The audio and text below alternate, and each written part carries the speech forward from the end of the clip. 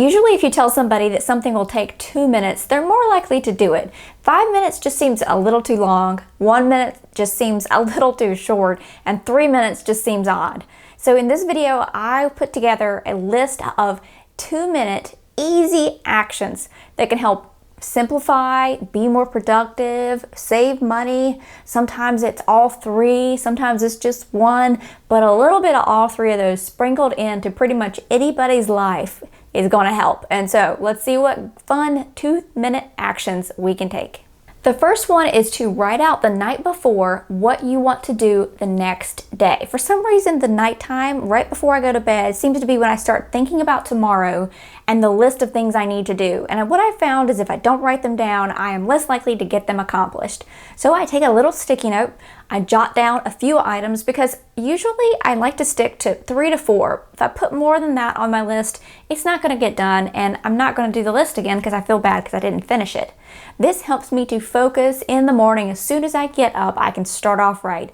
So last night, it was Friday night. I usually film on Saturdays. A couple of things on my list. One was to talk about if there's a summer camp, there's an art one that my daughter might want to do. Also, make some bread. Number 3, do this YouTube video. So start trying to plan the night before, even if you're at work. This is great before you leave the office. What do you want to put on that little sticky note that day to start off the next morning? As soon as you get there, you put your feet on the ground and you start running.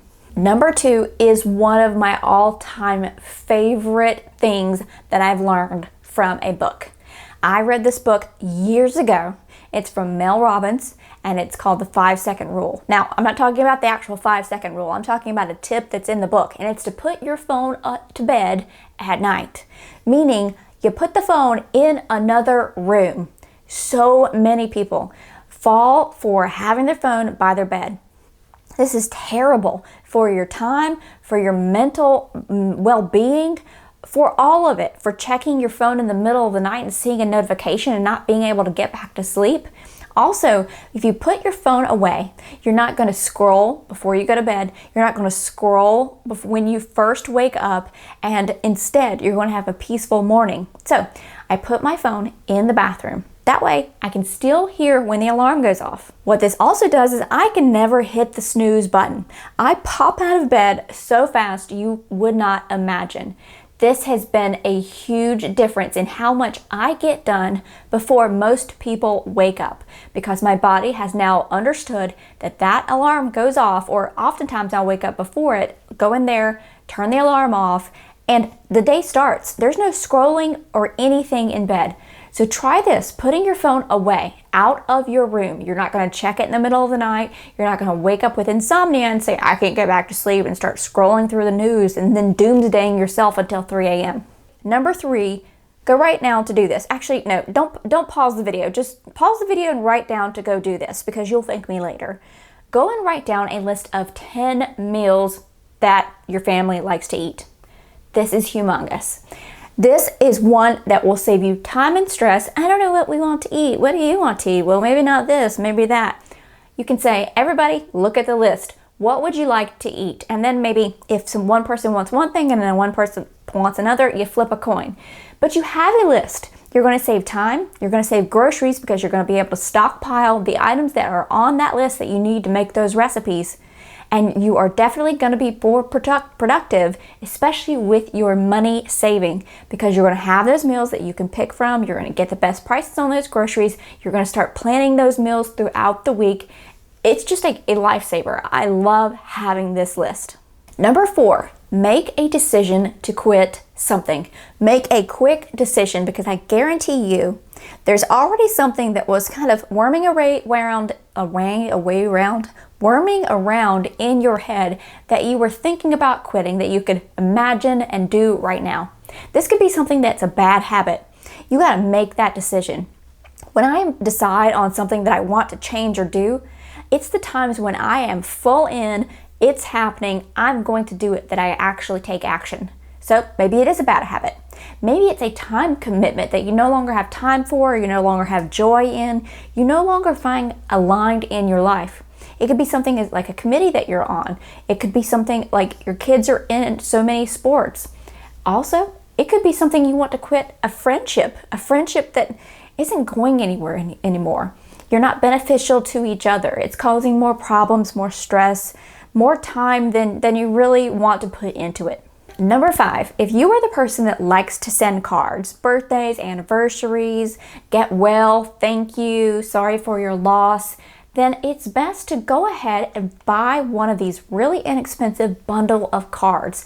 Oftentimes you can find bundles of cards either in store or even on Amazon, and they're a variety pack of cards. These are going to be usually less than $1 a piece, which is going to save you money. If you go to the dollar store every time, you're still paying $1 or possibly more, because I think the dollar store actually went up to $1.25. Sometimes you can get 2 for 1, but you still have to drive there, and you also waste time if you are going every time you need a card. If you already have a pack that you can choose from, that you keep in a drawer or your desk, it's going to save you time and it's going to save you money because you already have it there. So go ahead and get one of these packs if you're a person who likes to send cards. Number 6, clean out your purse. You know, you're starting to walk like this because it's getting too heavy. When's the last time you needed the thing that you just pulled out of that purse that you're like, yep, I don't need all this stuff. When I downsized and realized that I needed my wallet, so I keep my chapstick, I keep lotion, I keep itchy medicine because my daughter, bugs like to bite her. So I keep itchy medicine in there. I keep clippers, I keep my keys, I'll toss my cell phone in there. Those 7 items, when I figured out that's all I needed, I don't need makeup, I don't need anything else in there. I lightened the load and my back thanks me. Number 7, go through your phone and remove the apps that no longer serve you. The ones you aren't using, the ones that are just cluttered, or the ones that you find yourself spending too much time on. One of my biggest money-saving hacks or tricks or tips, probably is better way to say it, is to remove the shopping apps from your phone. You remove that instant way to be able to go on and purchase something. You can still purchase it, you just got to get in front of a computer, which is going to give you that breathing room to decide if that's the best decision for you. If you find yourself scrolling on social media too much, wasting time, not doing as well at your job because you're again on your social media accounts, you get off of that social media account and you feel worse about yourself, this is the time to just cut the cord and delete the app off of your phone so you can stop that automatic habit of going to it. Number 8 is to go through your social media accounts. How many of these people do you want to continue to follow? Are these people still aligned with your values? Are they constantly trying to sell something? When watching their content, do they make you feel better or worse about yourself or about the world? Going through your social media accounts, if you have them, whether that's YouTube or anything else where you follow people and you look, if you can remove the people who are, it's not a positive impact, it's not a net positive on your life, but because you still want to keep those accounts to keep up with, whoever, friends and family, people from high school 30 years ago, then that's, of course, up to you. But I would go through and make sure that each person in there aligns with my values and what make me feel okay about myself, are lifting me up and make me feel positive and aren't making me feel less than in the need to spend money. You can spend 2 minutes and go through and just be very judicious about who you remove and unfollow from your accounts. Number 9, before you leave for the day, wherever your workspace is, even if you're just a hobbyist, you're retired and you're just a hobbyist, clean off the hobby desk. Clean off your work desk. Clean off your desk at home. Straighten things up. You've got that note that you made with the list of the things that you want to accomplish the next day. Just think about how much more almost calm and productive and focused you will feel when you go in the morning and the desk is cleaned off, the papers are aligned nicely, there aren't crumbs from lunch yesterday in your keyboard or sitting around your mouse pad, and you know what to do. This takes not very much time at all, and it makes a huge difference on you. Number 10 is to declutter for 2 minutes.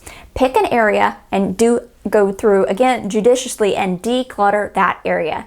Usually your first instinct about getting rid of or removing something is the correct one. So maybe this is your junk drawer, or maybe you walk into your closet and you start to see your clothes and you go, these are a few pieces I have decided I already wanted to get rid of. I'm going to get rid of them now.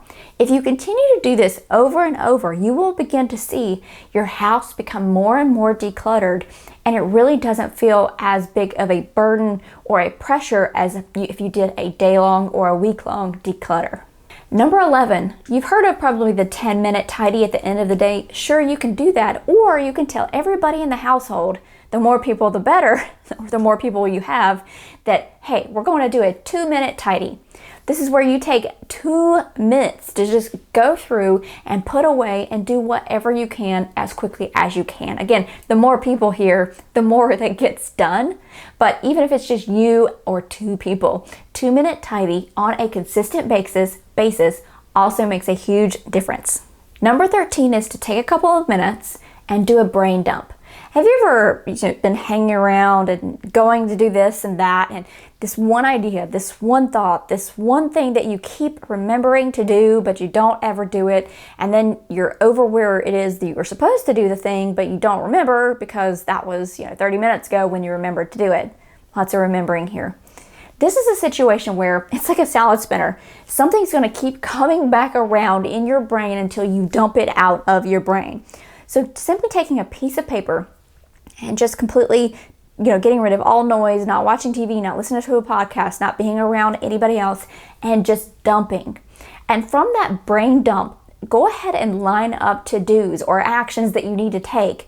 My second, post number 12 tip here of number 12 is if any of those actions take less than 2 minutes, like text mom and don't forget to tell her about the birthday party, or tell your spouse to pick up bananas on the way home. Do that immediately. If it takes less than 2 minutes, go ahead and get it done. Let me know what quick actions you do on a consistent basis that you see have a huge impact on your productivity, simplifying life, saving money, that could help myself or viewers. We love reading your comments. Put them down below. I hope you have a fantastic week ahead, and I look forward to seeing you next weekend for a new video.